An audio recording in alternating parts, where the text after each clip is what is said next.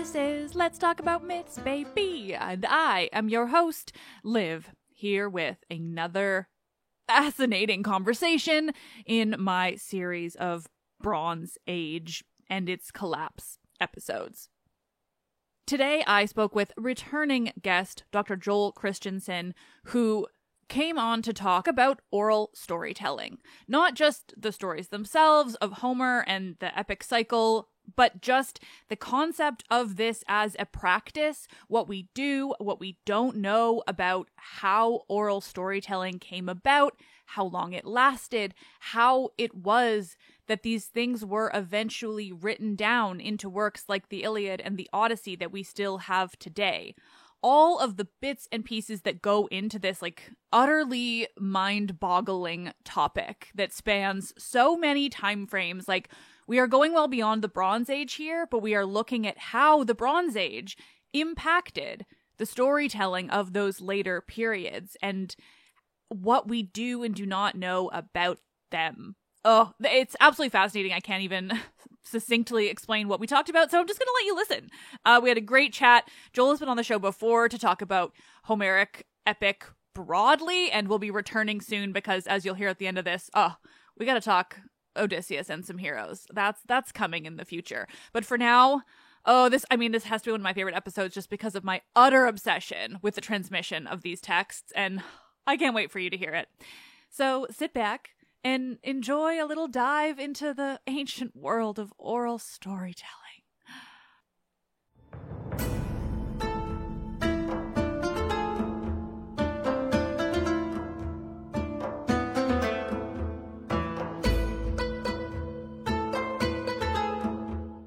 Conversations from Homer with Love. The evolution of oral storytelling with Dr. Joel Christensen.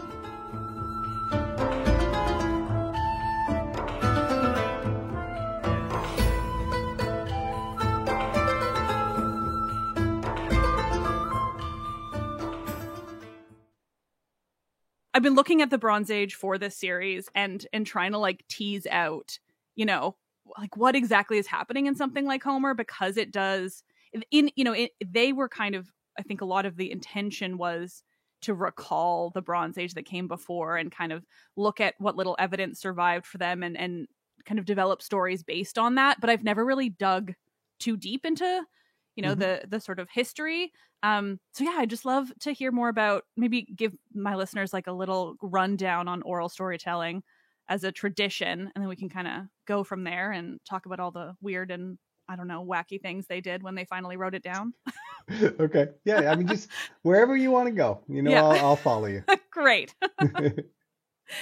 But yeah, I mean, so the tradition of it, the before it got written down, like, how much do we know about what was going on? And in terms of I don't know what kind of, I guess, record exists of what was happening before the thing that we have now that is Homer. Yeah. Well, so here's the problem, right? We have almost no evidence. Yeah, that's what I was imagining when I asked anything, right? No, we have nothing. In fact, the only evidence. Okay, let me backtrack a little bit. Like, we have some things, right? But it's not like we have like a catalog entry saying people were performing the Iliad at this time and place. Anything we have that we've cobbled together is pretty much from internal evidence of the poems, and then random evidence from other places. And so, the scholarly sort of community on this topic are so all over the place that what I'd like to do is to give you like 3 different extremes, if you will. All right. So for your interest, like, there's one extreme, which is that, there were oral storytelling traditions, but the Iliad and the Odyssey, or the Iliad, came into its form in like the coast of Turkey, like, as early as the 9th century BCE, and then made some winding passage to dictation in, say, the 6th century BCE, when somehow it was written down, and then we've more or less gotten that text, right? So that's one model that posits a fixity between the content that the ancients had and the one that we have, and that locates it for linguistic and topic reasons, like in Turkey, right, near Troy, right? Another model that's similar to this one that I think is as, let's say, suspect, is the idea that Barry Powell and some others have, and that's that the alphabet was basically adopted in Greece in order to write down the Iliad and the Odyssey in like the 9th or 8th centuries BCE. The problems with this is like there's no evidence for it. The reason we've made this argument is that's when we see like alphabetic writing in the area in the initial part, and that's also when people want Homer to be.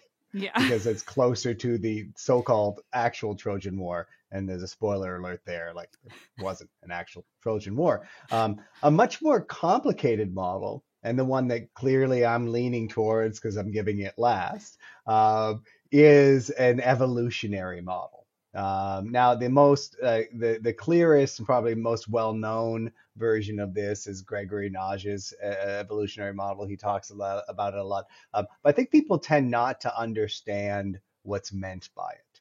And I think another reason why it's hard for people to buy is, while Nage is probably the most prominent scholar of Homer in the United States in the past 50 years, he doesn't always translate his work well for larger audiences. And we as Homerists haven't considered what I think is an important question, which is what are the material and cultural conditions that persuaded people to write down the Iliad and the Odyssey? Right. So let me just, and I'm going on too long as usual, but let me just. No, this is exactly what I want to hear. I'm very excited. Yeah, let me give you the sketch of the evolutionary model. Great. All right. We know from internal evidence, some external evidence, that the Homeric epics were orally composed. We have no idea how long the oral composition tradition went, but we do know that there's enough similarity between certain formula and metrical patterns in Sanskrit and Greek that we can probably trace back oral storytelling traditions thousands of years, right? But that's just speculation, right? We know from early Greek writing, from Linear B, that there are similar metrical shapes, and that there probably was an oral storytelling, even heroic storytelling tradition that we might understand it during the Mycenaean period. But it doesn't mean that we have anything from there at all, right? One of our challenges is that we don't have good evidence for oral storytelling traditions outside of Greece. So eventually I'll get to the evolutionary model, but one thing people like to talk about is like commonalities between Greek epic and ancient Near Eastern storytelling traditions, like those that we get in the Hebrew Bible or in the Gilgamesh traditions. But they seem to be coming from somewhat different places. And so that sort of leaves us in a gap of knowledge and evidence. What we really think about when we talk about the development is how we move from oral composition to a stage of the fixity that we now have in our text. And so the way I've been thinking about it, and so what I do notionally and when I teach about it now, is I combine what I call like the Iliad as a diachronic object with Nage's evolutionary progression.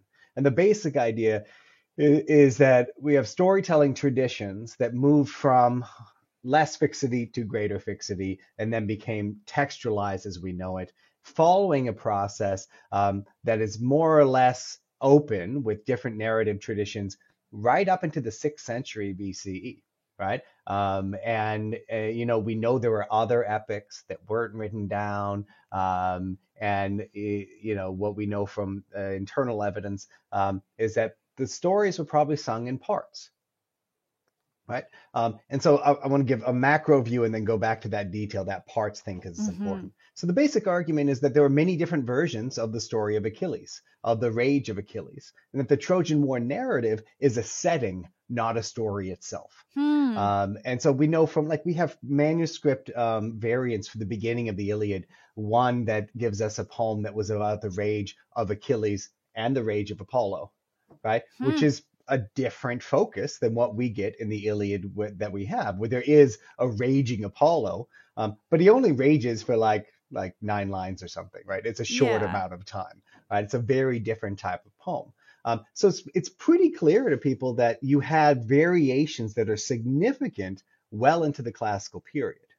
And we had two basic problems to think about. One is, how do we get from the model of storytelling we see inside Homeric epic, which is like a dude playing a lyre and singing a song at dinner, to like 24 books, Yeah. right? That in performance time lasts like 18 hours. Yeah. Like, these are I've read very them. different things. Yeah. This is weird, right? Yeah. I'm increasingly convinced, Liv, that nobody in the ancient world read it beginning to end. Yeah. I think that's like fair. if you look at evidence in Plato, what they refer to, like most of the time they're referring to episodes. And I think what we really probably have going on in the Iliad, more so than the Odyssey, but in both, is think of them as like greatest hits albums.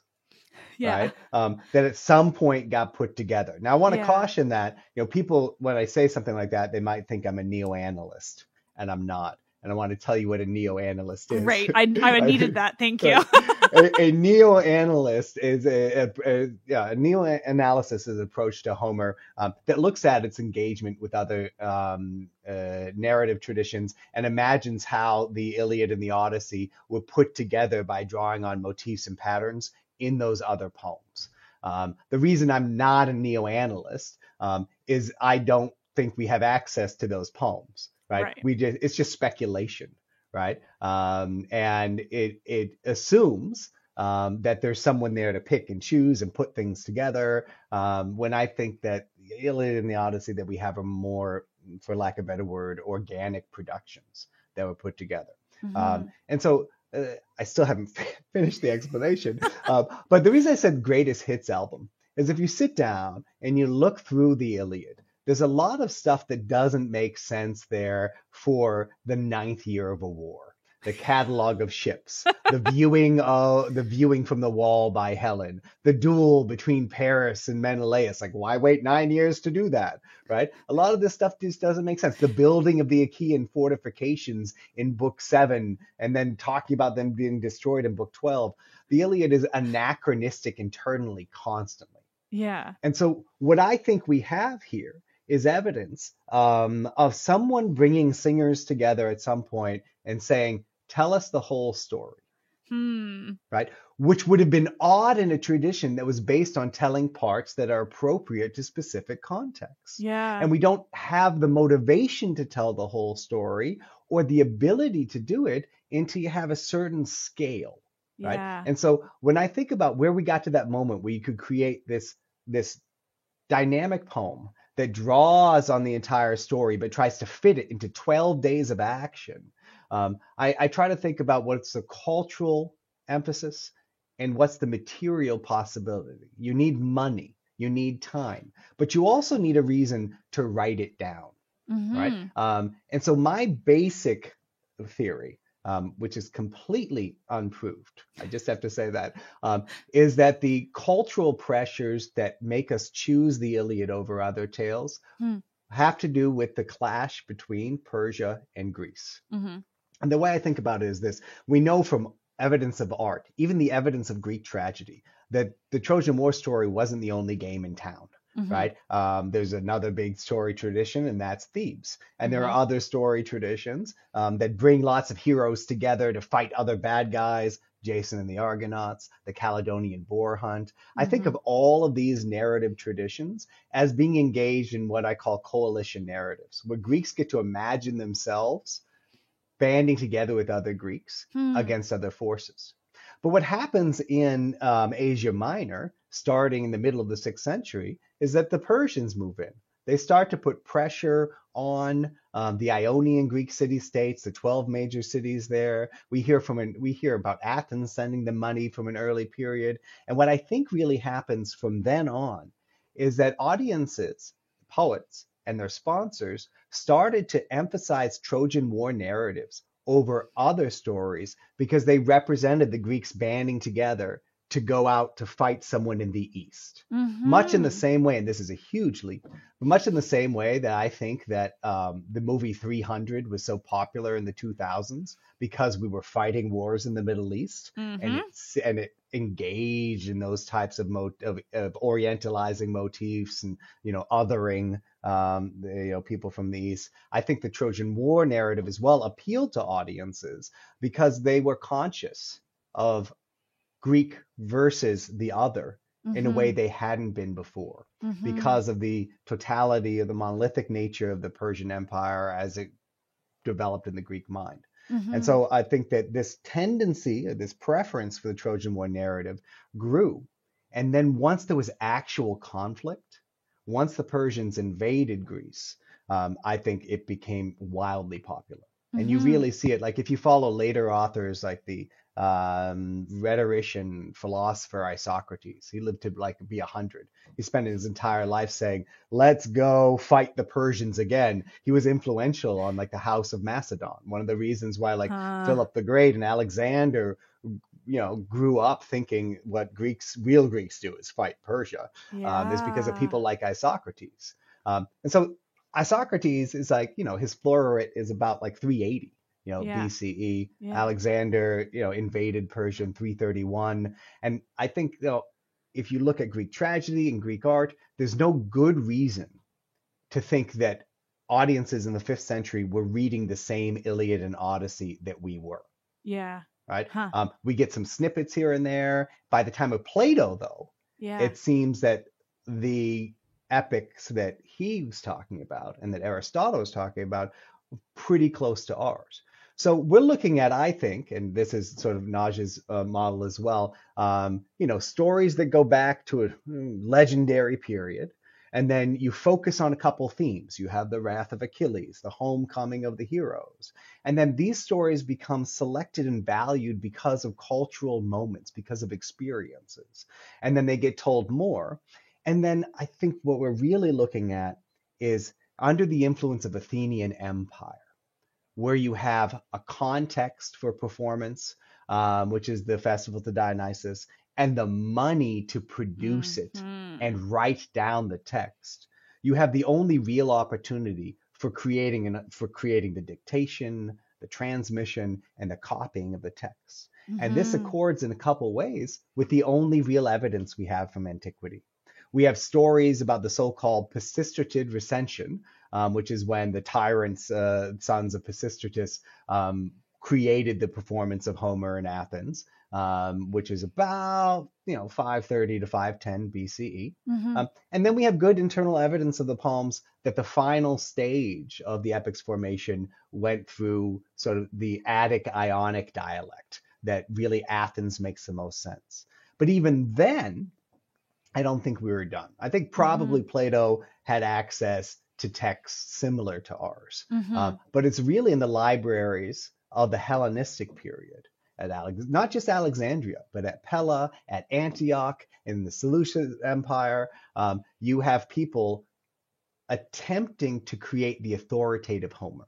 And the reason they're trying to create the authoritative Homer is they're not in Greece anymore. Yeah. They're projecting Greekness. They're trying to possess it in a way that's competitive and authoritative, in the same way that when in the modern world, people immigrate to new places, sometimes it calcifies their identities. They try to produce them and perform them in ways that they wouldn't if they were just at home. Yeah. Right. And so I think, so that period, so that's how we get, it's the libraries of Alexandria that more or less bring together the texts we have, 95%. And then it's a long period of editing and refining and scholarship that produces what we eventually get from Byzantine libraries, the finest manuscripts we have, the Venetus A and B, that you can find online if you search the Homer Multitext Project. And so those manuscripts are from the 9th and 10th century CE. Wow, right? yeah. So if you go and tell someone, look, I got a complicated story about where a text comes from, and it probably took about 2,000 years, most people are going to just shake their head because they can't conceive of it. The the image I have, and you'll indulge me in a slight anecdote, is of my toddler. So Layla's almost 3 years. I think the last time I was on the Yeah. podcast with you, she might have been there with me, like making noise, like She was, yeah. she It was wasn't very walking cute. yet, right? But this summer we took her on a Disney cruise, which in its way is like unfathomable and horrifying. We could do an entire episode about my feelings about Disney. Nobody wants that though, right? But I mean, we would be outside the boat, right? A giant boat. And we would say, Layla, look, there's the boat. And she'd say, yes, that is a boat. And then we'd go inside and we'd say, Layla, we're in a boat. And she'd say, no, this is not a boat. No. This is a hotel.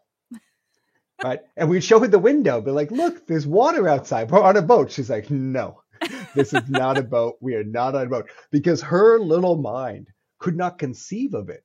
Because human beings don't think well in the big and the aggregate. And so you have to learn so much about how oral composition works, about how we transcribe poems. And then you have to think materially as well. Like, what were people doing? Like, why would they write down an oral tradition? Mm-hmm. And then what happened after that? Because it's not like it was written once and everyone's like, all right, we're not going to perform poems anymore. Like, we're not going to sing these songs because we got it written down, right? What probably happened, and this is an argument of a Danish humorist, Minna Skafte Jensen, is that once it was written down, people like put it away like a sacred object, and then ignored it. Like, just because you wrote it down doesn't mean everybody knew you wrote it down. Like, there was a World Wide Web to publish it on, right? So it probably went on living, which is why the editing of Homeric text in the Alexandrian period was so important.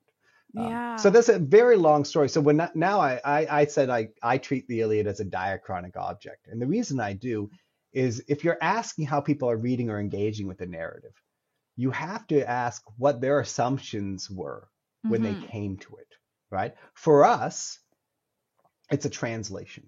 Right? We sit down and we read it like a book because that's what we know. Mm-hmm. But I think that in antiquity, even someone like Cicero or Seneca in the Roman times probably just read some passages here and there, and never would have sat down and gone beginning to end, scroll to scroll, because that's just not the habit of reading. And I think even further, if you go back to the performance culture, there would have been no opportunities or rare opportunities to ever hear that whole greatest hits album. Instead, like, you'd have a singer come, you'd have them perform a part, and then later on, you'd hear another one. And you spend your life hearing bits and pieces of the Iliad here and there in different forms. And then it maybe, just maybe, you're one of the lucky people who could go to a full performance. And then when you went, that's 18 hours? You're going to pay attention for the whole thing? Yeah.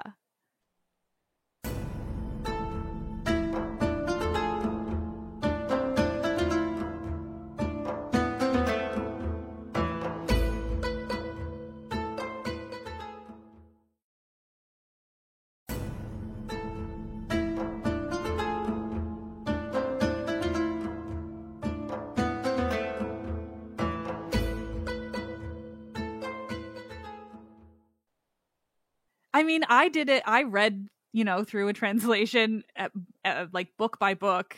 And I mean, each episode I think was like 30 minutes to 45. And then there's 24 of them. Like, I was doing it weekly and that was a lot. Like, I mean, it's so interesting. Like, I try to emphasize this to people because I think one of the most common things coming to this kind of content when you are not, heavy into the research and you don't have all of the context and the background of everything, like, you think, I think we're all kind of led to believe until you know otherwise that, like, ancient Greece is this kind of like single thing, like, everything kind of like, you just think of it as this place. Like, even if you pick up, obviously the Iliad's gonna be different, but like, you pick up a book of myth, like, unless you're picking up the original sources, like, you're getting it from somebody else who just like put together a version.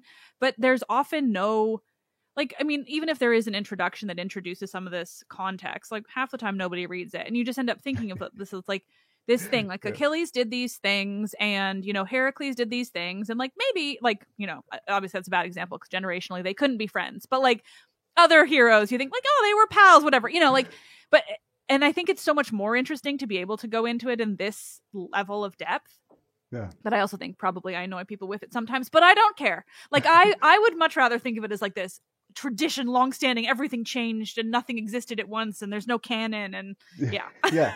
No, but that's the thing. So two things about it that I want to follow up with that I think is important is I think we often make the mistake of thinking that Homer's the authoritative beginning of a tradition. But I always invite people to think about, well, what if it's the opposite? What if Homer comes at the end of a tradition?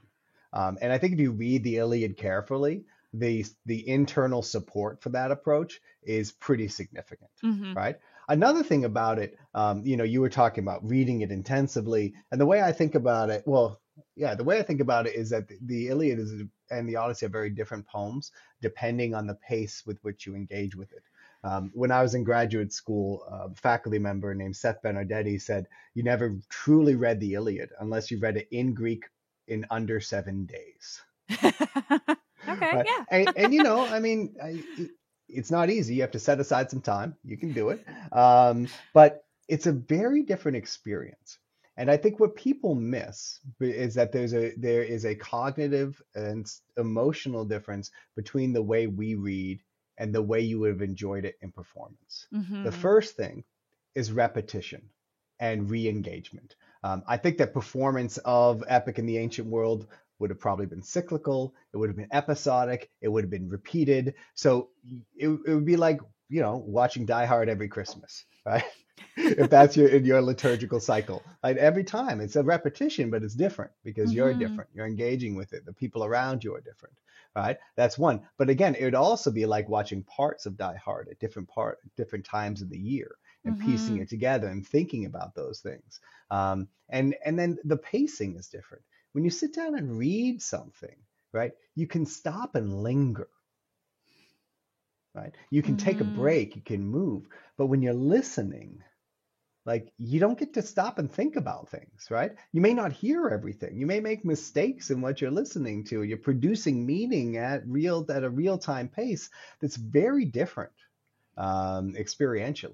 And so I think the part of it is about thinking about that pacing, right? How the text will be different. I don't mean to like dismiss modern styles of reading, just that it's different. It's a difference between like walking along a path and then driving fast along it. You're noticing something different depending on the pace that you're taking through it. And then depending on, your somatic response, right? Feeling the ground, feeling the air without a vehicle is very different from like, clutching a wheel and like hitting the clutch or something. Right. And so I think it's important when we're interpreting and thinking about the style of storytelling in Homer to think about those differences in reception. I mean, I think about this a lot when I have tried to, really emphasize the difference between something like Homer and like the Aeneid or Metamorphoses. Just like the simplest nature of just like one was written to be written, like, and one was created out of this, long-standing massive tradition that you just went into such detail about. Like they were created in such different ways and with such different intentions. But I think that now, because of the way we interact with things, like in our current time, like it is really hard to like really recognize that if you're just picking it up yourself, like, because we just come at it like, this is a book in my hands and I am meant to read it. Somebody wrote it for me, Whereas like, kind of everything from the Greek world, not everything, but most of it, like in terms of text is coming from like a very different, place. And even just mythology, like, people are always asking me questions about like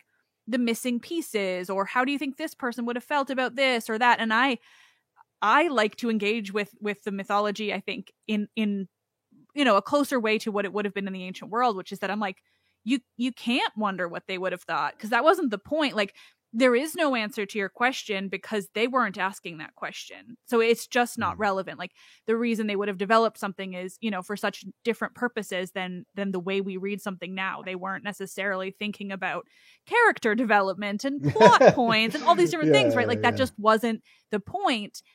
And I mean, sure, you could speculate on it now if you want. I personally am just like, nah, I don't want to speculate on it. Like, I want to look at what they gave us. Yeah.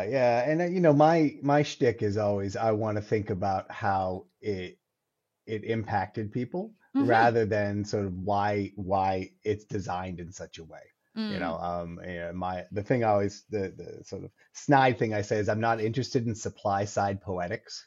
Right. I'm interested in, like, how did audiences respond? Why do Yeah. stories work for them? Why would they respond to some more than others? Yeah. See, and I'm interested in why they cared about this detail of the myth Yeah. versus, something else. Like, yeah, like I don't care about what Heracles thought. Like, I care about why Heracles did these things and like what that says about the tradition that gave Yeah. him those things to do.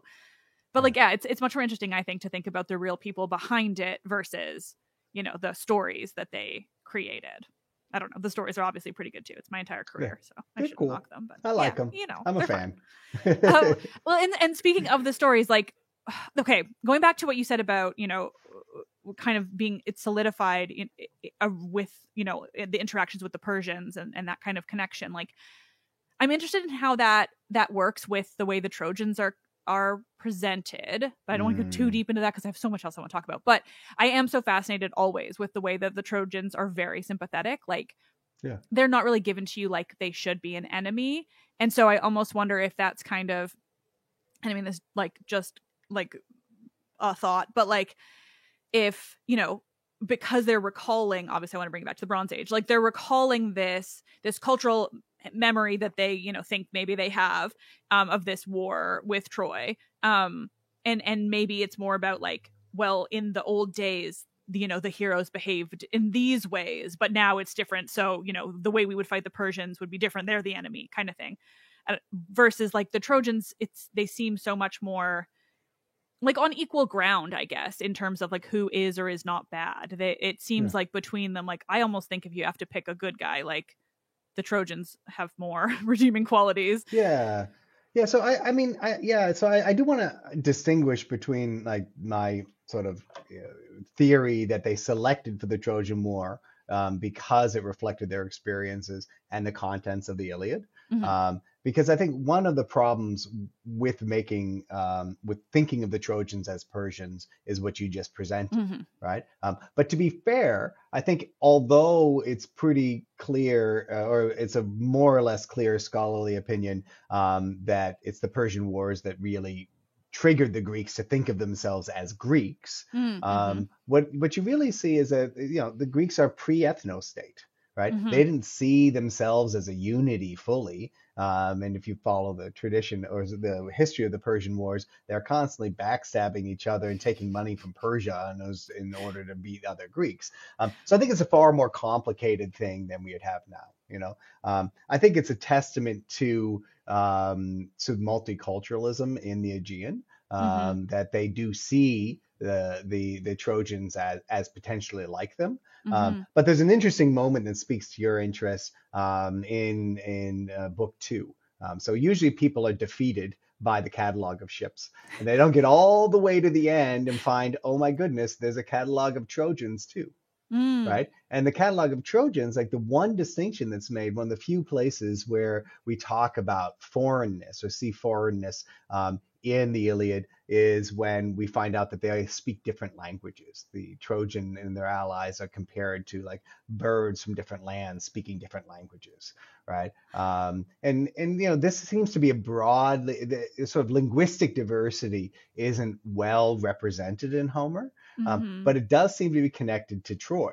There's a great moment. You've probably had an episode about this I missed, but in the Homeric hymn to Aphrodite, when Aphrodite appears to Anchises, the lie she tells him is that she had a Trojan nurse when she was young, and that's how she learned to speak his language, right? So there's a consciousness of linguistic difference. And there are a couple of people have written on this. A guy named Ross wrote an article called Barbarophonos, where he talks about Panhellenism and the Iliad. And then Hilary Mackey has a book called Talking Trojan, where they really look at Trojan difference. So the Iliad constructs difference for the Trojan, but it's limited because ultimately it's not about the Trojans or the Greeks.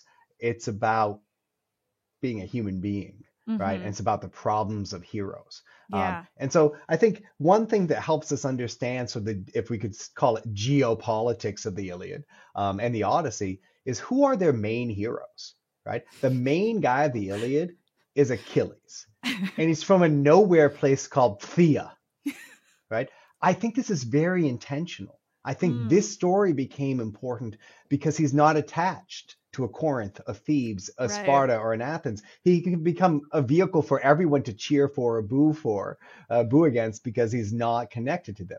Similarly, Odysseus is from such a nowhere place that we still don't agree to this day that the place called Ithaca in Greece was Odysseus's Ithaca. Yeah. And so I think that it's the equivalent of picking, a backwater place, right? Because you don't want your hero to be connected too much to the current power, right? And then, for another example too, I think the Greeks had different aesthetics about humanizing enemies than we do, right? If the Trojans were barbarians in the sense, or foreigners in the sense that the Romans depict some Easterners, they wouldn't be heroic opponents. They wouldn't be worthy of an epic song, right? So everybody at that age is part of the race of heroes, including the men abroad. And then even, something that's a good comparison is that even when we get to something like Aeschylus's Persians, right? The main character is Xerxes and this ghost of his mother. And the Greeks explore their own suffering and loss by looking at the experience of the people they defeated. Right. And so that's different. I mean, and to think about how different it is, the thought experiment I always have with students is, I think the closest thing we could do to tell the story of the Iliad in a modern context would be to set it in the War on Terror, to have a coalition of the willing in Afghanistan made up of all the allies we cobbled together, and to make our opponents the Taliban, and to allow us to humanize members of the Taliban in a way that we know from current events we're not capable of doing. Yeah. Right. But that would be the story. The story would be, I don't know, an Australian, a British, and US contingents arguing with each other and falling out, and then focusing, on a family, fighting these people in a battle they didn't choose. Right? Because no matter how we feel about about the Taliban, they didn't attack the United States. Right. I wrote that into an episode on Tuesday. You have incredibly funny timing, like as a just random funny reference. This is in the air. Yeah, right? It's not irrelevant. It's not. People didn't start most of the wars that they're dying in. Yeah. Right. And we don't actually know how many people died in that one. Yeah. Right. And so I think like that part of what's magic about the Iliad, and that I think differentiates it from so much else, is that willingness to humanize the enemy. Because the point is not about Troy falling. The point is not about the evils of the Trojan. The point is about the conflict and trouble that great men cause their own people. Right? That's the point. And I think that's an interest and anxiety that's at home to the 6th century BCE as well, the 7th century BC as well, when Greeks are negotiating conflicts among aristocrats. Yeah. This is a good push. I would really like to do that episode on not just Odysseus now that we're talking, because I think it needs to be more about Odysseus, yes, and like the heroes, but like the way you're talking about this just reminds me how often, and specifically recently when, the new Iliad, Emily Wilson Iliad came out, that the way that a lot of men view the Iliad as a story of like the glory of war, when it is so distinctly not remotely about that. It's in fact about how war is dumb and violence is dumb. Literally. And the only good reason to fight is if someone's trying to kill your loved ones. If you get any other message than that from the Iliad, then I don't know what you're reading or listening to. I mean, it's the people, right? Like it's it's the warmongering nature of certain people, of just like war is always, good and right, and like bad guys are bad. Like, but this is, again, I think part of the accomplishment of the Iliad that also makes it dangerous is that it mirrors its audiences. Like it's just ambiguous enough that you can read into it what you want. Yeah. And I think that part of this is because of the process I talked about how it developed.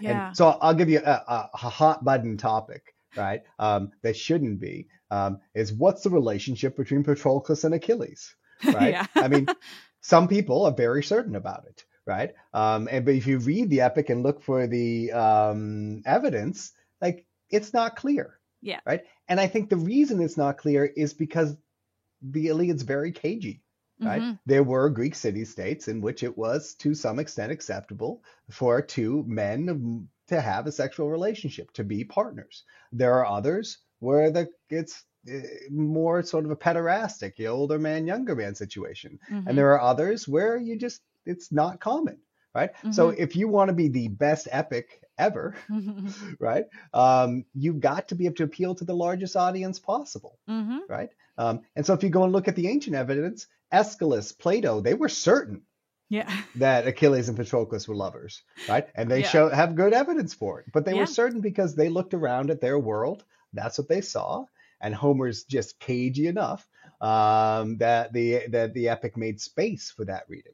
At the same time, it made space for them to go sleep in the same tent with women, right? So whatever's going on there is like, we don't understand it. Yeah. Right? But it's the same thing with violence. I mean, the Iliad, it in a way, it's the opposite of what we think. Like, it's not performing an inception on us.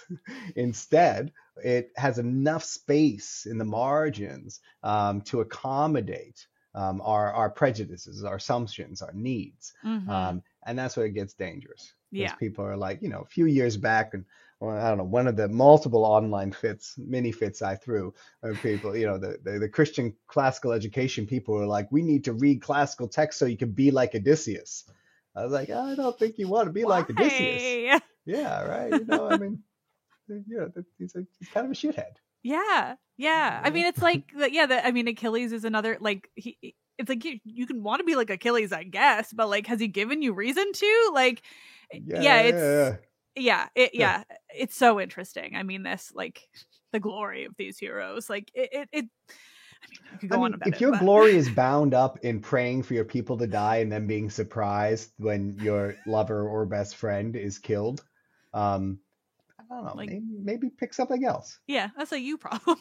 It is. No, but I think that's very much why when you get to Achilles in the Odyssey, even though it's Odysseus saying he can't trust him, Achilles says to Odysseus, don't bullshit me about glory, Odysseus. I would rather, be a slave to a poor farmer than to be prince of the dead. Like, what does glory give you? Like, it's not life.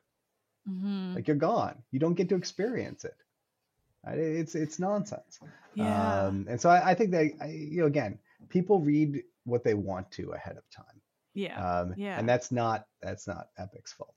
No, well, and it reminds me of like the way people often just see the heroes broadly, and like the way the word hero kind of has a very different, I think, context now than it would have back then. This idea that like a hero inherently is good and valiant, and it's like the evidence tells us otherwise. Like you might want to believe that, but that actually that may just provide the perfect segue to actually talking about the Bronze Age. Great, I was gonna get there. Right. No. So before I forget though, because the word hero itself has a connection to different ages. Right. So when you asked me to come on and talk about the Bronze Age, part of me was like frozen fear. Yeah, I added the context. Do I really know anything about the Bronze Age? Right. No, because like the Iliad itself like has evidence inside for consciousness of several distinct different archaeological periods. Yes. But what it really also marks in connection with other poetry is a break with the past. Right. So the Iliad is very conscious for the audience's part that the heroic age ended. And so that word hero, when I teach about Homer and I teach about heroes in my myth course, I emphasize that hero in the ancient world means a radically different thing from what it means now, right? One, it means someone in their full strength, right? It's etymologically associated with the word hera, with vitality and youth, which has its own weird things going on, right? But a second thing that's important, and I usually try to get by this, is a hero seems to imply a specific type of narrative arc. But the third thing that's important for the Bronze Age question is that the hero represents a period in time. Mm-hmm. And the way we know this is from not from Homer necessarily, but from Hesiod in the Works and Days. And so Mm-hmm. the Works and Days, I don't know if you've talked in your podcast before about the myth of the metals, right? So the Works and Days talks about the creation of mankind and how many times it takes. And it's got this probably Near Eastern motif where we started with the gold age of gold men, then silver, and then bronze, and then there's iron, and we're part of iron. But in Mm-hmm. between bronze and iron, Hesiod sneaks the heroic age, right? And the heroic age, he says, were when men went to war against each other, and they sailed the sea in ships, and Zeus got annoyed with them and decided to wipe them all out. And this is what Hesiod says, in wars around the flocks of Cadmus, and in the Trojan War for the sake of Helen. And so in the Hesiodic perspective, like the whole idea of the getting rid of the race of heroes is based around two wars that Zeus decided to foster. The Theban Wars, so starting with the wars between Oedipus's sons, and then the one following that by the successors, and then everything around Troy. Mm-hmm. And so this is often paired with the fragment of a poem called the Cypria, which is in the so-called epic cycle. It's the beginning of the Trojan War narrative. And it starts out by saying there was a time when the masses of people going all over the earth got really annoying. And Zeus decided to fan the flames of the Trojan War to unburden the land of it. And then adds, and Zeus's plan was being completed. So this line in Greek, it's Dios tetelea to boule, is also I think it's 9th line of the Iliad, or maybe it's the 7th line of the Iliad. So at the beginning of the Iliad, for ancient audiences, it's specifically marked as being part of an era-ending process, right? So the whole rage of Achilles, according to the beginning of the Iliad, is part of Zeus's plan. And we don't know what Zeus's plan is in that context because it's both the plan of the Iliad and the plan to end the race of heroes through war. And so the earlier you had talked about, the cultural memory of destruction, right? And if anything, the memory that develops for ancient audiences is of a cataclysm that, unlike the flood in the Bible, was a human cataclysm. The gods are involved. Credit still goes to Zeus, but the whole era is ended because of the wars. And this is where we might want to think about the material reality, right? And so for people who've been to Greece, as you have, every Greek city-state has something like an acropolis, like a raised area that tends to have, as in Athens, a temple on it, right? But it seems that in the Mycenaean period, most of these sites were the sites of palaces. So something changed over time, right? And the people who heard the stories, told the stories, tended to associate the end of the race of heroes with a cultural turnover in the past that had to do with, a series of abandonment of different sites, a transition from one political religious model to another, and all those ranges of things. So the cultural memory is not, they didn't know the Bronze Age collapse. And I think some people we know are even skeptical about that title to begin with, right? I've been putting it in quotations every time. Yeah, right. Well, as with anything, when someone's absolute about something, I'm like, well, what if we say the opposite? What if there's continuity instead of discontinuity? But there's a consciousness of this loss, a transition that moved us to something lesser. And I think that's how, if we're thinking of Greeks imagining the past and of this current age, the end of the race of heroes is marked with the Trojan War and the wars around Thebes. And you see this, if you go to Herodotus or Thucydides, they acknowledge like that to be a moment. I mean, Herodotus seems to take the Trojan War more seriously than Thucydides, whereas Thucydides is like, well, people are always raiding other people, so this sounds reasonable. Mm-hmm. But even they position that as a break, right? Mm-hmm. As a join somehow between a mythical past and their historical present. Mm-hmm. Well, yeah, I mean, one of the things I've been, looking at as I get deeper into the researching for the Bronze Age quote unquote collapse, is, yeah, I mean, this kind of, I mean, I've always kind of wanted to call it more of a transition. The word collapse though sounds so nice and dramatic, so I'm utilizing it how I need to, while then also immediately being like, it's an over dramatic word for what happened. It's a transition, but I understand. I mean, the change in writing, I mean, I don't like to say loss. Every time I read loss of the ability to write, every time you're looking at this transition. And I mean, of course, it is ultimately a change in writing, with obvious, as far as we know, maybe a few hundred years in between there, where we don't know. But to me, it sounds more like, yeah, there's a change in a writing structure, versus some kind of loss of the ability to. It's always framed as if they kind of get dumber, like they lose the ability to think in the same ways, and that feels so unnecessarily limiting to the people of the time.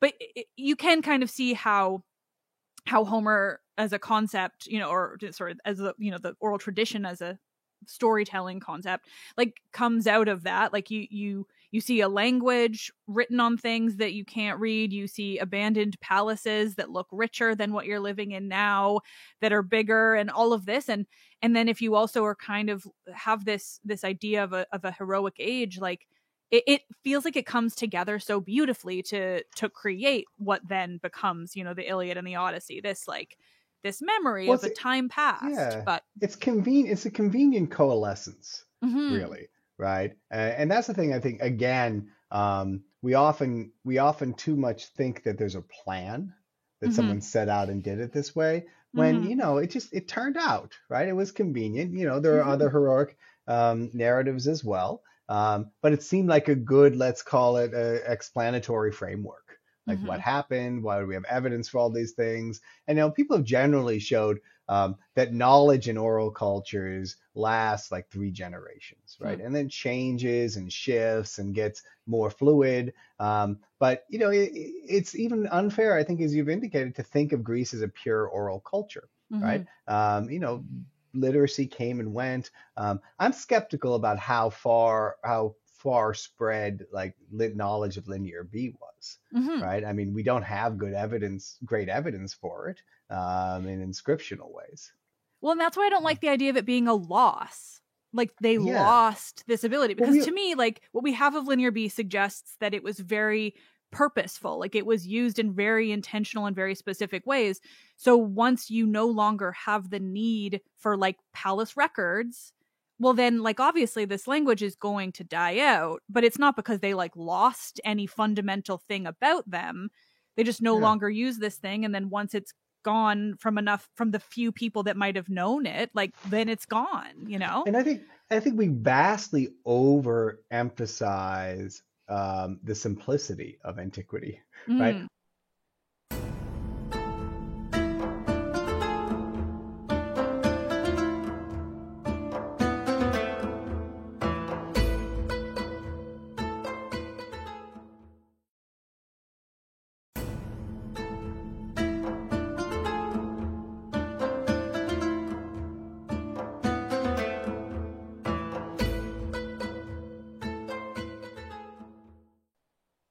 One of the things that I'm always amazed by is how little I know about the ancient world still after all these years. I was just visiting some colleagues at Vanderbilt University, and one of them there works on the archives of Darius the Great. Like Mm. we had, or in Chicago, we had like 20,000 tablets that were taken from the destruction of Persepolis.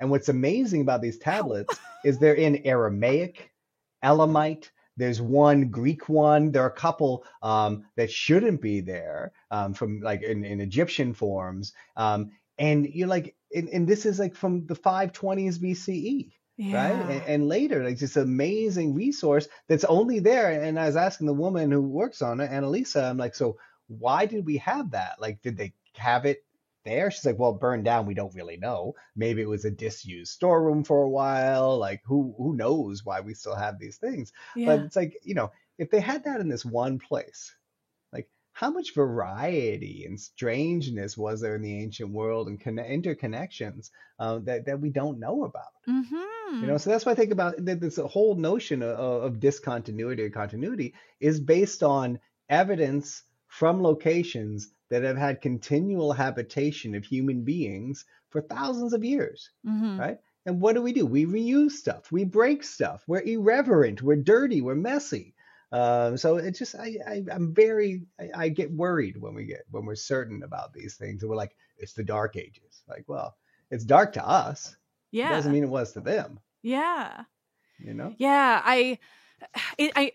I've been just noticing this use of the word loss a lot in ways where, like, I am very intentionally coming at this series like with the same kind of mindset that I came to Atlantis and Sparta series in the past years, where I want to kind of like, I'm not going to find the right words, but basically like get rid of this idea or teach a more accurate kind of concept of what happened at the end of the Bronze Age and everything. And because in my head it was like, the sort of, I've been calling them like the loud history bros, like the guys who read one book and then like talk really loud into a camera about a thing. Like I saw this video once and it has and will continue to stick with me forever. It's this guy talking about the Bronze Age and up to Homer, and he's just this like loud white guy talking into an Instagram reel, like there's just so much that's happening in even just that little bit. And he talks loud and fast and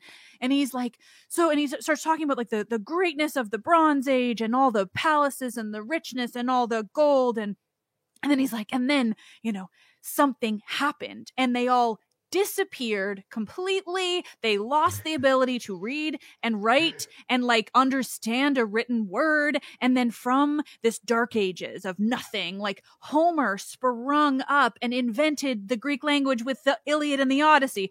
Exactly. Your face, it's not for the podcasters, but yeah, I saw this guy's video and I was like, oh my God, I feel like my head is exploding. Like, just on basic, like for every palace, there had to be thousands of people laboring to support it, right? And the best you can say about the Bronze Age collapse is that you had a system crash. Yeah. Right? And that the elite networks that gave us the best evidence for the period ceased to function in the same way. Right? But what about the other millions of people on the planet? Yes. Right, who went on living and doing the same things? It makes zero sense. I mean, one of the things that I was thinking about, I think actually our experiences of war and plague over the past few years maybe helps us reset a little bit. But babies are born during sieges, right? People get married and die and keep on living when others are at war. And the problem is we're so used to the primary narrative that we lose track of the fact that, like, if all knowledge had been lost, if there had been a major, like a loss of everything, it would have taken maybe 10,000 more years to get back to where we were. Like, they didn't lose the wheel, they didn't lose agriculture, they didn't forget animal husbandry. I mean, all of that's pretty bizarre, and we're talking about like a little corner of the world. Yeah. Right. There's one little place. There are already human beings in the Americas doing their thing. Right? Yeah. There are people in Egypt are doing their thing. I was going to say Egypt's a great example for like, I'm sorry. Like everything died out in Greece. Yeah. They lost literally all human abilities, but Egypt's just continuing on being Egypt. Like, and again, to go back to like my earlier shtick about people not thinking well in the aggregate, right? Like, think about the fragility of a cultural group that has a bunch of different little centers, right? If you have a massive center with the collected wealth and like, it's one thing you can absorb sort of system changes in a different way, you know. But in Greece, I mean, the Mycenaean cities were little like backwaters, Yeah. right? They weren't that important, right? And I think, our idea of the Greek miracle, of sort of that fake idea of the Western progress of mankind, makes us think Founders of Western yeah, civilization. they must have been really important. No, you Yeah. think they're important because we had some famous archaeologists who went to look for them, right? Made a big splash about them. But like there's some like piles of rocks, not just Yeah. Well, but compared to like the Egyptians, Mesopotamians, like other people going on, like they're not it. Yeah. It's a backwater. I was Yeah. thinking, this last year we were in Denmark and Norway, and they have tons of museums there about the Vikings and stuff because that's what they do. And I was going through and looking at the time scale and the evidence and the material that they had, and I'm like, like these guys were a bunch of backwater fools. And I say this as someone of Scandinavian descent. Like you go in and you see like their history, and you're like, and they went to Byzantium and brought back a sword. I'm like, yeah, because they didn't know how to make it the same way, right? And I think of like the Viking relationship to Byzantium to me is like something like, and this is a difficult analogy, a Mycenaean relationship to Babylon or Memphis in Egypt or something. Like there's just a big difference in there. And so, I mean, we make a big deal of this collapse for the same reason like we make a big deal of like made up stuff like Atlantis, which is like we want this thing to be more important. Well, exactly. It's our desire, right? Yeah. Because we've got this cultural narrative that traces our heritage there, and we think that if like we come from nothing, right, or if there's something big didn't happen, then somehow that cheapens us, which is it's just weird. Yeah. It reminds me, and I gather you won't take offense, but apologies. But like, it reminds me of the American narrative of just like, moving to the new world and breaking away from Britain and, becoming this great big thing, leader of the free world, when almost no country will refer to you as that. That's not the US. Like, it reminds me of that. It's worse. No, it's worse. So no, I'm not offended at all. So like, no, I had this argument within my family. So my grandfather is still alive. He's 95.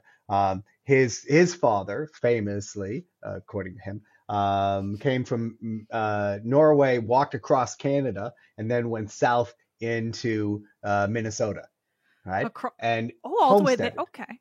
Homesteaded, right? And so my grandfather's whole narrative that aligns with sort of Trumpish American vision, that our family came here and did everything on our own, right? We really pulled ourselves up. And I've said to him and other family members, not so gently, I'm like, all right, the two major things that put our family into the middle class are getting free land and the GI Bill in World War II. And I'm like, did you do that yourself? And where did that come from? Right? And he's like, well, we worked that land. I'm like, it was free because of an American government policy to displace the indigenous people, right? It's not like that land had been unpopulated or unused for thousands of years. We didn't just discover it, we stole it. Yeah. And then, for something like the GI Bill, like people often forget that like my grandfather, who was Protestant, Scandinavian, got to barely fight at all and then go in and get a graduate degree thanks to the US Army. Whereas if he had been Black, he wouldn't have gotten that degree. Like they didn't make that available to Black Americans in the same way. Right. And so it's all about the narrative we tell. And this is always what we do with the past, right? We make a narrative that fits our desired identity now, rather than like letting go of our desired identity now and looking at the actual evidence. Yeah. Yeah. I mean, I obviously Canada has one too, so I won't pretend we don't. Like, I mean, I'm just generationally white Canadian. So I'm like, we don't have a family story, but if we did, it either would be horrible or like wrong, right? Yeah.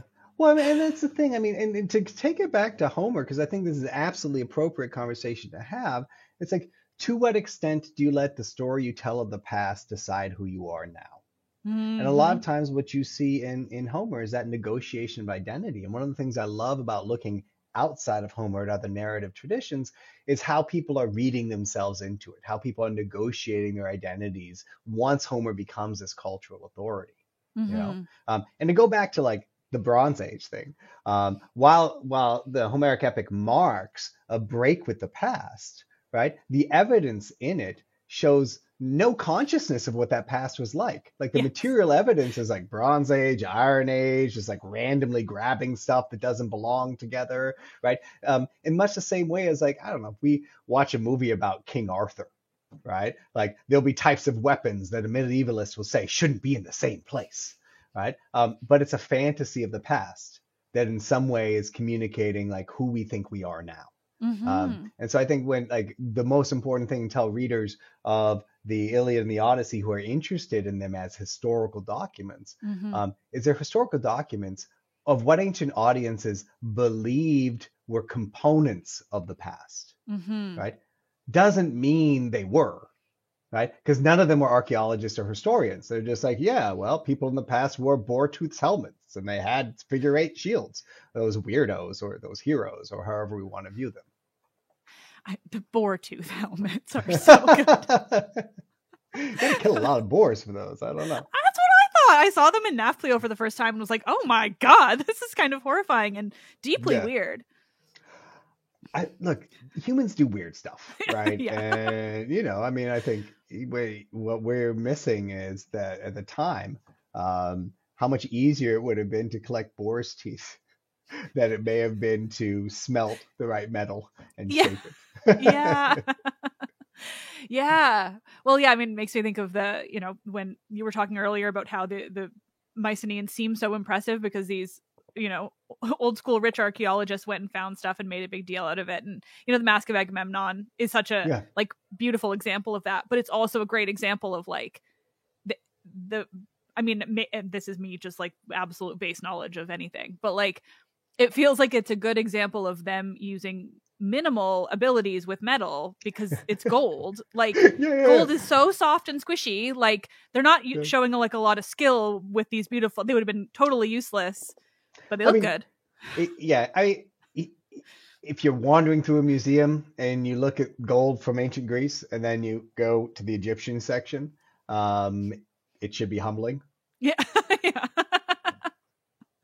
Right. But again, I'd point to that. I mean, you know, we have these grave items from a select number, right, of monumental graves. But what percentage of that is the population?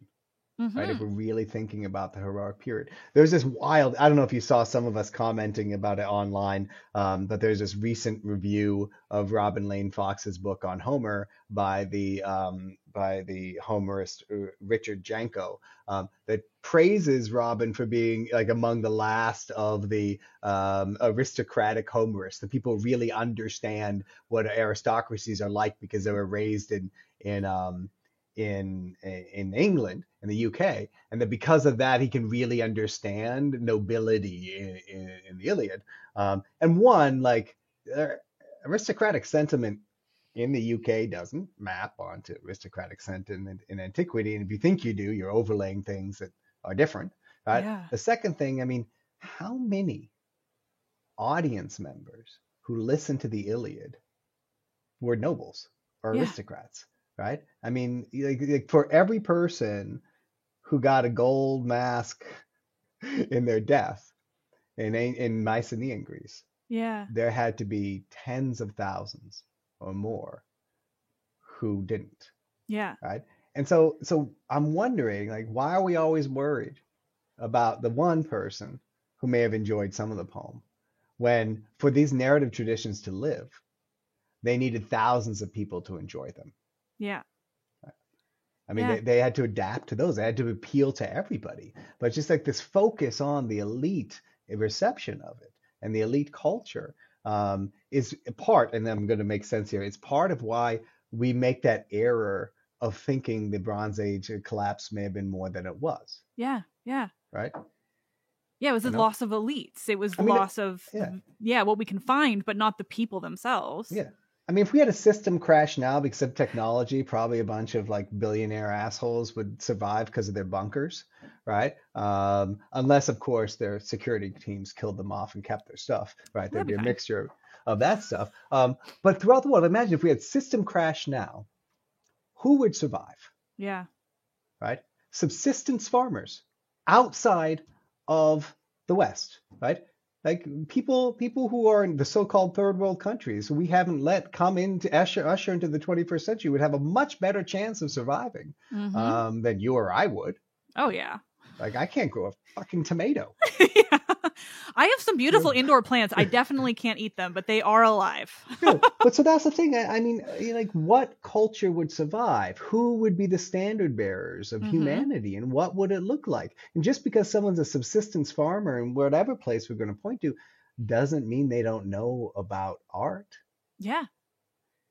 right? Well, So and just because they couldn't continue the tradition of, or didn't care to, even if they could, the tradition of using Linear B doesn't mean the language just like died out completely and, it was some right, like wild thing. Like they could have just had a whole episode from the Iliad like memorized in their head, like, but they didn't jot it down like a palace record, and so we get to pretend like all intelligence died out, because that's what no, it always seems like, is this like a loss of human intelligence with this yeah, collapse, and it's gross but and weird.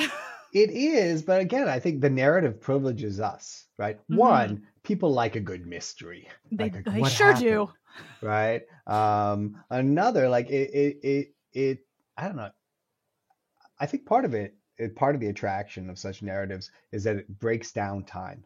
It makes us seem more important, Mm-hmm. right? And they makes the continuity of human culture seem more limited. Mm-hmm. But even in the few years I've been alive on this earth, right? Every few years we're taking back the dawn of Homo sapiens, like farther and farther, like the continuity of history. Oh, it doesn't just go to 3000 BCE or 6000 or like 20,000. We're going to keep going, you know. Mm-hmm. And so we have to do that work because we're so like monomaniacally focused on the present, and ourselves. Monomaniacally is a very good word. Thank you. Welcome. Feels very accurate. Well, I mean, honestly, I feel like that's the perfect reconnection to the Bronze Age. To wrap this up, since I won't take up too much more of your time, thank you so much for doing this. This was so much fun and Yeah. turned out exactly like I wanted. Oh, good. I'm glad I could read the script you sent me. No. Yeah, exactly. These are fun. definitely scripted. I know Well, they sound like again, it. but someday we still got to hit up Odysseus. But I think you're right, thinking about about that social change in the switch. Right, something Mm-hmm. happened as the Greeks moved. So one discontinuity to think about before you kick me off is that the Iliad and the Odyssey posit monarchy, but they were performed for audiences that largely lived in oligarchies and some democracies. Yeah. So how do these epics function as criticisms of a political model that the Greeks themselves no longer prize? Right. Yeah. Yeah. Oh, do you have like a couple more minutes, or do Yeah, you I can gotta talk run? a little Okay. longer. Okay. I never want to keep people past what I schedule, but I Yeah, also, well, because I mean, yes, that's so interesting.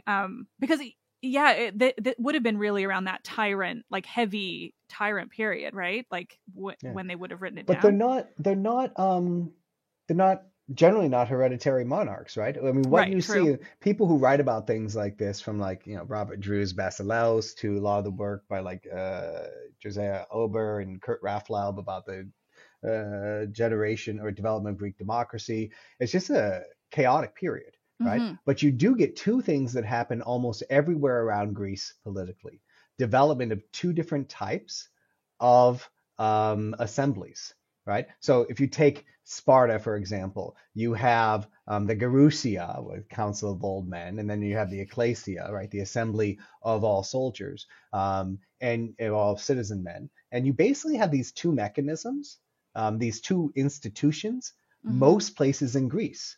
Most cities in Greece have evidence for a smaller council of oligarchic rule balanced against a larger participative assembly. And Mm-hmm. what's fascinating is that these two structures are reflected in the Iliad and the Mm-hmm. Odyssey, right? Mm-hmm. The Iliad is all about the assembly of the soldiers that they perform for in the first book. And Mm-hmm. then constantly all the decisions are being made in the Boule, in the small council of the elders. Mm-hmm. And it's called, the Council of the Geronton, of the old men. But Hmm. Diomedes and Achilles aren't old men, right? Yeah. And so what most theorists see in this is a development of two sort of competing ideas. One, sort of an oligarchic, aristarchic ideal in that small council, and two, a more participative assembly that reflects the larger need of ancient Greece to have citizen warriors Yeah. of certain types. And so this is everywhere, but there's no evidence for a model like this in the Mycenaean period, Yeah.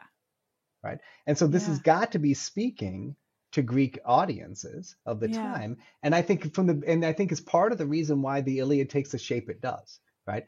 It's not about fighting Trojans. It's about Greeks fighting Greeks. I think it's a Yeah. reflection of the social strife that you actually see in the 6th and 5th century BCE.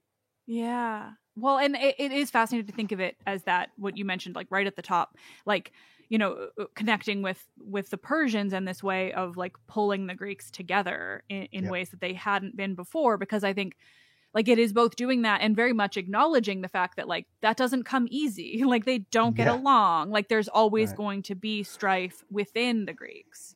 And if anything, I think you can see an implicit criticism, if not bending to explicit, of monarchy in the depiction of the politics of Troy, right? Mm-hmm. And so, like, this is a very old hobby horse for me. I, in fact, wrote my dissertation about rhetoric and politics in the Iliad. But I think there are three different political stages. You have the Achaeans, who are tending towards an oligarchic aristocracy. You have the gods, who are straight up like Sopranos, like monarchy, like this is a mafia. And then you have the Trojans, who try to act like the gods, but they can't, because a monarchy in the Iliad's mind only works if you have a god king, someone whose power can never truly be challenged. And so I think you could make the argument that the Iliad is implicitly critical of human or mortal political arrangements that depend on that model, because the interests of the family in Troy necessarily trump the interests of the people. And that's bad news. I think that's so interesting. And it really emphasizes, I think, a very real disconnect between how that type of criticism is often made today versus back then. Because like, yes, the way you're breaking it down now, like it is a criticism of a monarchy through Troy, but at the same time, like it doesn't just make them bad. It doesn't just make them like, the enemy. And I think that today, a lot of times, like that type of criticism, like I'm thinking pop culture, No, I mean, what it shows is that the Trojans make bad decisions because of their institutions, not because they're bad people. Yeah. It's just so much more interesting a criticism than what we get today. Well, it's also so much more true of human nature. Exactly. Right? Like one of the things, like, and this is really super boring, but it's like in the past few years, like I've been very active in university governance. I've been chair. I'm a dean now. And when there are problems, I always ask, like, is this a structural problem or a personnel problem? Now this is a polarity. It's never just one or the other, but good people make bad structures function. And good structures cover up people who aren't working that hard, right? But oftentimes, like, no matter how hard you work, if you're in a bad structure, you're going to have bad outcomes. And I think that's what's going on in the Iliad. If you look at the rare scenes, Hector talking to Polydamas, the Trojan assembly of Book 7, because they're willing to put the interests of the individuals of the royal family ahead of the people, they can never make a decision for the good of the city. They can only make a decision for the good of the family. One of the things that's a refrain throughout both the Iliad and the Odyssey is when leaders destroy their people through their own recklessness. Yeah.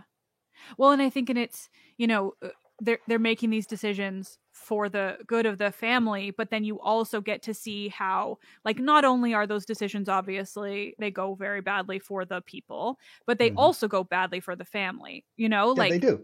Hector dies very badly. And so it's like, it's a good reminder that like, or, you know, I think it's pointing out that even, you know, it doesn't even work for the elites, which is maybe a connection back to the Bronze Age. Like, even when you're only concerned about this monarchic family of elites, it doesn't save them either, you know? Yeah.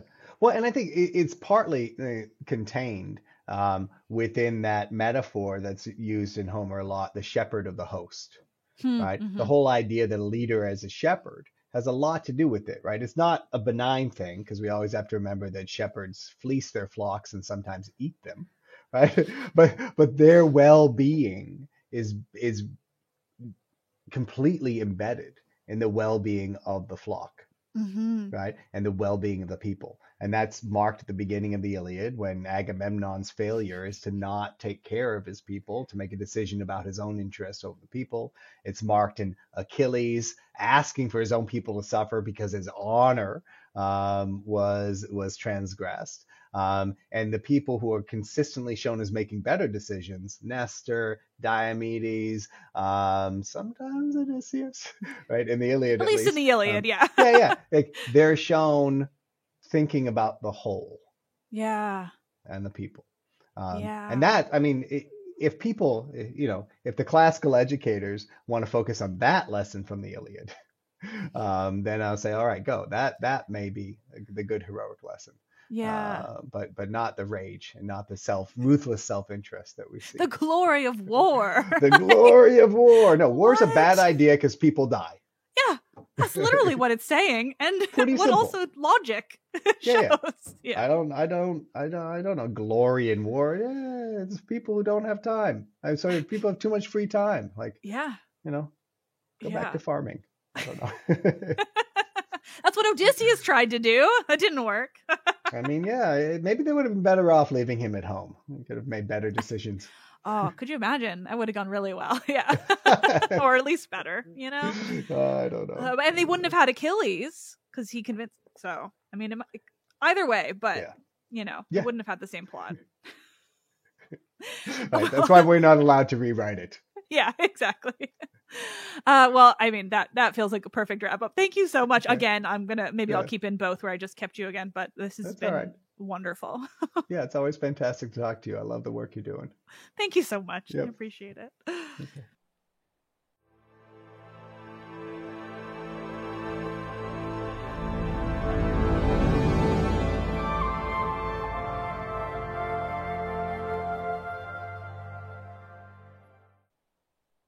Nerds, thank you as always so much for listening. I realized at the end of that episode, I didn't ask Joel to promote anything because I just got so caught up in asking so many more questions. So instead, I will point you out to his website, which is Sententiae Antiquae. It's Latin, and I always have trouble pronouncing it, but I will link to it in the episode's description. And it, along with his Twitter as well, which I will also link, but both are really, really wonderful sources and just like insights into ancient languages. There's a lot of pieces in really modern and readable translations, a lot of works that you probably would have never heard of otherwise, little fragments here and there. I've used the site a lot in my own nerdy research and actually novel research, but it's a true joy. So if you're nerdy about that kind of stuff, I highly recommend it. Again, you can find links in the episode's description there. And next week, we will be continuing on, finally reaching the point of collapse. So on Tuesday, we will talk about the collapse of the Bronze Age, what that really means, what might have really caused it, and everything in between, followed by 2 conversations about those aspects of the collapse. You have so much more to look forward to. I have so much more to look forward to. We're going to have a great time. Let's Talk About Myths, Baby is written and produced by me, Liv Albert. Michaela Smith is the Hermes to my Olympians, the assistant producer. And honestly, I mean, just really the brain behind this entire Bronze Age series. I have worked very minimally on the scripts because she's written such good stuff, and it's just this wouldn't exist without Michaela, so huge thanks. And Laura Smith is the always wonderful audio engineer and production assistant who has done incredible work on these conversation episodes. See, we're all working together. We make such a nice little team. The podcast is part of the iHeart Podcast Network. Listen on Spotify or Apple or wherever you get your podcasts. If you want to help me continue bringing you this podcast, consider subscribing to the Patreon, where you have access to loads of past bonus episodes. And is that the end of my script that I'm not reading a script from? Yes, I think it is. Thank you all so much for being incredible nerds who just want to hear about this stuff with me. It is such a thrill. I am Liv, and I love this shit.